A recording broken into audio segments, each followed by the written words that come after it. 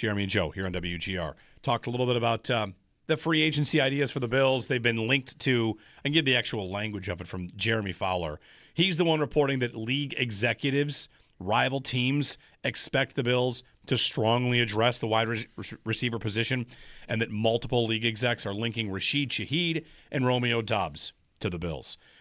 I would say Shaheed's projected $13-14 million a year, and Doubs, I think, might go higher because he's younger. Yeah. So, and he's more the role that I think the Bills want and feel a need for. I've never seen their desire for a smaller burner, fast receiver like Rashid Shaheed. When have they ever felt value in a player like that in the last 4 years? Whereas he's not that small. He's 6 foot. 6 foot. Yeah. He's not. I guess actually he's not that much smaller than Doubs then, because Doubs is like 6'2", 6'3". But that X receiver, physical, blocking, does all the stuff that isn't catching the football. Doubs does all of it. And they'll talk about how much they love and value all that Tyrell Shavers did in that department, or what Mac Hollins did in that department. Gabe Davis before that in that department. I think Doubs is that player, and other than Coleman, who is not trustworthy right now, they don't have that player on the roster. Yep. So I think, because you think they would go with a rookie on that again?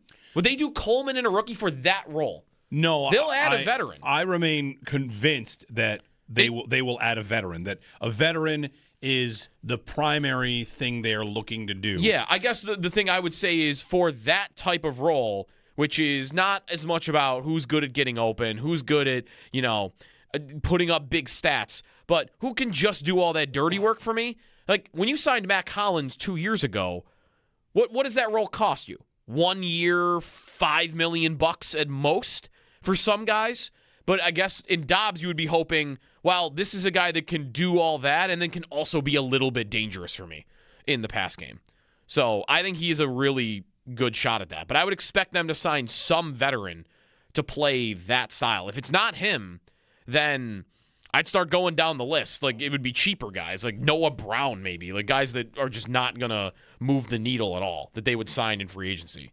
I just think the GM's going to want Nick Westbrook-Akine. He's going to want to put on the sunglasses, which means it's Mike Evans or Doubs or Shaheed. Like, those guys rate on different levels. Yep, Evans they do. Rates quite well. How much does he have left? That's a good question. Evans, we learned also from Jeremy Fowler that Mike Evans wants 4 things in his next stop: a quarterback he believes in, a chance at a Super Bowl, a top-shelf offensive coordinator, and the promise of high-volume touches. That's Mike Evans. The Bills check those boxes. Do they check? They at least check 2 very easily in quarterback you believe in and chance at a Super Bowl, I think. Yep. Top-shelf OC. The guy's had some pretty good offenses. I think you could say top-shelf OC. Mm-hmm. Let's give Joe Brady that, sure. Promise of high-volume touches. I would say the promise is simply this. When Josh gets a quarterback that runs down the field and gets open, he throws him the ball. He wants to throw that guy the ball. Yep. Brandon Cooks got targets because, hey, look, there's a guy down there who's available. And Josh also wanted to throw the ball to Keon Coleman a lot. And if Evans goes out there and does the Coleman job, but does it well, he would get peppered with targets. I guess I'd wonder, though, would a receiver of that caliber here get – Evans is not loud all the time about this, but would he get frustrated with the amount of – like, if he wants high-volume targets, what does he consider that to be? Does he consider that to be what he's been getting in Tampa? Because that has been 100 and what? 110 at minimum in these seasons, and as high as like 136.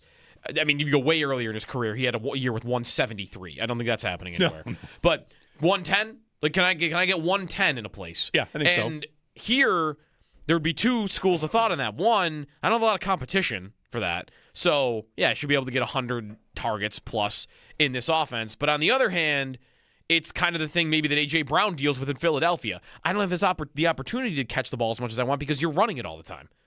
And the Bills are on that list. They run the ball a ton and don't throw it as much as, unless they're about some more high-volume offenses. Unless they're about to change that because the coach is no longer under another coach that told him he wanted to run a lot, which is, again, I don't know how much of a leap that is, how much that's true. We're going to kind of find out. If they run it the same amount, then we learn the lesson that it was not McDermott that wanted to run it that much. It's Joe Brady that wants to run that much. So anyway, if you have a thought on the Sabres, you can throw it our way as well. We're taking plenty of calls on the Sabres this morning and the excitement that we have about them. But on Evans, I think he's my favorite idea right now. Veteran. Sure, veteran. The draft ideas, to me, drafting one is obviously top. But if you want the veterans, I don't. The Pierce money would be crazy, and I don't think it sounds like he's getting anywhere away from Indianapolis anyway.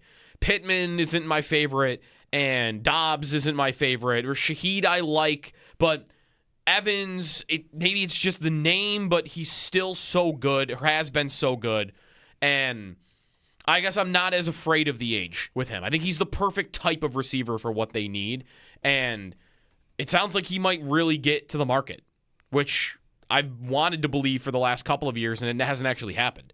So, and I don't believe they're going to make an A.J. Brown trade. So, to me, this is as big a receiver move for a veteran that you're going to be able to get your hands on, I think, is Evans.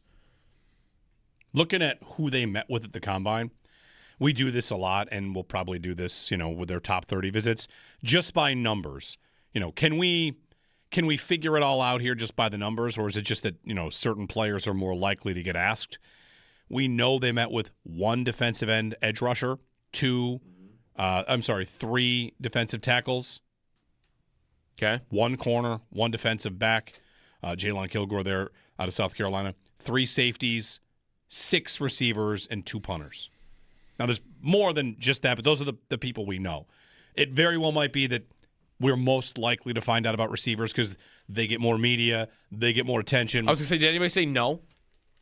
Did anybody get asked, did you meet with the Bills and say no? I don't know that. I don't know if I've ever heard that before. I think Does it just come down to which players get asked? I know Mekhi Lemon did not meet with the Bills. Now, is that because... Did he say it, or someone reported it maybe? I think if you're up there as someone in the media, you ask, and if they say yes, you tweet yes. Yeah. If they say no, I don't know. Carnell Tate's on record talking about how he'd like to play with Josh Allen, and he's going to go too high. But whatever, 6 receivers, and look at the guys they looked into. Omar Cooper, Jordan Tyson, Casey Concepcion, Denzel Boston are 4 of them. And those are that's the group that's probably going to go, from 10 to 30. Yeah. Is that not a little different than last year? In that last year, I thought, if I remembered right, they were meeting with a lot of receivers, but they were meeting with guys that's right. that were 3rd, 4th, 5th rounders. I remember Isaiah Bond standing out because he was, this guy's a 2nd-round prospect that they're meeting with. They were not, in my memory, were meeting with the top receivers in the draft, whereas this one, I guess that would be a positive sign, is all those names that are expected to go middle 1st round, late 1st round, early 2nd round are on the list of guys they've met with. And if I remember correctly, that was not true last year. That is a good catch. That's correct. I actually looked into this for the tracker, the 2024 Combine, the 2025 Combine, and yeah, I think that what you've got is a little bit of a whatever. Could be deceiving just because we don't get every answer of who they visited with, but this one skews towards the mid 1st round receiver talent. They met all those guys. Right. Jordan Tyson, the fact that it's not Lemon or Tate, they could also bring them in for a top 30 visit. They could go to their pro day. You have lots of different opportunities to do all this, but yeah, it's another year where if they meet with a bunch, I'm going to think they're going to draft one. And if they don't, I'm going to ask, why aren't you doing this? Right. The receivers the Bills had, for instance, top 25 visits with last year were Isaiah Bond, who didn't get drafted because of off-field, but he was going to go 2nd round. Third. I think he was supposed to be a 3rd round. Okay, Keandre Lambert-Smith, who went, I think, in the 5th. Yeah. Jalen Lane, who went in the 4th. Arian Smith, I have no idea where he went, but I don't think it was 5th high. or 6th, maybe. Isaac Tesla, 4th. 4th round. Those were your receivers that they had in for visits. Yeah. Those were all mid-round guys. Third and fourth. They did not have in any of the first-round caliber receiver prospects. Those are visits to the building. Those were visits. Those were not like who you met with at the combine. So that's a little different. But as we go along, we'll see what caliber of player they're bringing in: defensive ends, linebackers, safeties. Yeah. It was a good combine for the safeties. Everyone's raving about the safeties and said that free agent safeties had a bad week because the safeties at the combine are crazy athletic. There was one first-round guy they met with at the combine. There were 5 receivers last year that said they met with the Bills at the combine. Bond, again. Yeah. Xavier Restrepo. Yep. He went in the 7th. Arian Smith again from Georgia. Savion Williams, who went in the late 3rd. And the one first-round guy they met with was Matthew Golden. Right. Okay. But that's only one. And here, this year, it was like, how many guys did you just rattle off that could go first round? 4. 4 of them? Yeah. That's a big difference, I think. 803-0550. David and Wilson. David, good morning. Good morning, guys. Yeah, just calling in because I agree with you guys completely when it comes to free agency wide receivers and how it's looking this year. Like, I don't think Shaheed or Doubs are going to be worth the money that they're going to garner in free agency. Evans, I'm with you guys. I wouldn't mind Evans on a short-term contract, but then I also feel like even if we get any of these guys, we still need a dress receiver in the draft too. The big thing for me when it comes to the draft, I feel like edge rusher seems to be much more loaded through the first round to where we could maybe make a move up for one of those guys, and maybe more so than receiver in my opinion. And then the big thing for me is I know a lot of people are calling about Justin Jefferson and like looking into over the cap and like all like the cap money and all that stuff. I noticed that like his contract probably wouldn't be able to be moved until post June 1st. And the way that I can see the Bills being only like financially being able to do it is to release Taron Johnson with the post-June 1st cut, like right now, because I know we can do that to 1 or 2 players beforehand. And then when the time comes after June 1st, the key player for the trade, in my opinion, would be Ed Oliver because he would release a lot of cap space for us, and I honestly don't know how well he's going to fit in the 3-4 defense, being like, nose tackle, I think he's too small, and the end, he doesn't have that arm length or size for it. And let's do pretty much essentially the trade last year for Micah Parsons. Do Ed Oliver, first-round pick, maybe even, another first round if we have to, and be able to go get Justin Jefferson and be able to make that big move. To have, like, Cook, Jefferson, and Allen, I think would give everybody such, like, so much, like, it'd be insane. It would just be insane to have it. And I feel like that's the only way it could work. I don't see it happening anytime here in March, but, yeah, I just wanted to call in and give you guys my opinion on that. Thanks, David. I don't profess to know that much about the cap. I mean, I use Mike Giannini at Spot Track. I use over the cap a little bit here and there, too, but, like, the idea here is you're going to trade for Justin Jefferson after June 1st, which means just to take it for what you said. I got to convince the Vikings to get no assets for Justin Jefferson until 2027 because I'm not trading them draft picks. I can't. And you want to give them Ed Oliver, which, listen, I don't mind the argument that he has value, but you got to take the team into context too. And as far as I remember, their defensive line is great. Like, I'm not saying they wouldn't like Ed Oliver, but do they need him? I don't think the Bills are trading Ed Oliver. I mean, his name comes up. And but it's not someone that would have value at all to me. Like for this, he would have value, but the team isn't out there looking. I don't think for defensive tackles. Like I'm looking at Pro Football Focus, and all their interior linemen grade really well. Jalen Redmond was like one of the higher graded defensive interior guys last year. Like I just don't think they might like him, but they don't need him. So. We should probably hear about Dawson Knox soon, by the way. Yes. What's happening there? The new league year, all that will start dropping, I think. Like Samuel, of course, too, and something with Knox. That Jefferson, I can't have a conversation about him until I have a rumor. You got to give me some reason to believe it could actually happen. There's nothing other than this speculation that he should want out because they don't have a quarterback. Like, they might have a quarterback in a week. Right, exactly. But like for now, I might agree with that. If their plan is J.J. McCarthy, if I were Justin Jefferson, yeah, I'd want out. But I don't know that he'll be willing to make it ugly enough to want out. He would need to make it ugly. And sorry, to this point, like he did his media rounds like in Super Bowl week, and he left a little bit of a breadcrumb on like, how much he likes Joe Brady. But that just might be honestly liking Joe Brady. He certainly, though, did not do anything to make it ugly with the Vikings. No. And he would need to because they're treating it as, every time they've talked about it, No, we would never trade him. We wouldn't even consider that. Well, okay, if that's their standpoint, you need to be willing to make it a mess. And to this point, he hasn't gone near making it a mess. And you're right. Who's their quarterback going to be in a week? Kirk Cousins? Could be. He did shout, "Darn it, Kirk," in different language at one point that we caught on mic. They were rumored for Kyler Murray could also. Could be Kyler Murray. Could be, not that these are all great. It could be Geno Smith. That actually is the idea I saw that might be the most likely because the Vikings are up against the cap, and because of the year Smith just had, he's going to be like free. And I do know that he's played that style of offense before. There are still Geno Smith truthers out there that think when he had that good year, that was legit, and in Vegas last year, he was submarined by a bad scheme, right? Bad supporting cast. Like, put him in Minnesota, he could be serviceable for them. Does that keep Jefferson healthy or whatever, happy? That I don't know.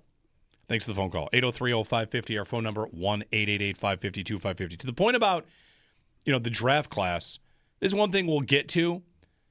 Teams love to tell you they just take, it's, hey, guys, best player available. Best player available. But if you really do that and just go best player available, then you would have to admit you do not care about the depth of the class and where it is. Right? Yep. I got my board. It's 1 through 375. And if I care about the depth of the class, then I'm just ignoring my best player available. Brian Baldinger put out his top 100, right? He's got his top 100. A lot can change. He tweeted, he's got names on a whiteboard. The deepest two positions? Receiver and edge.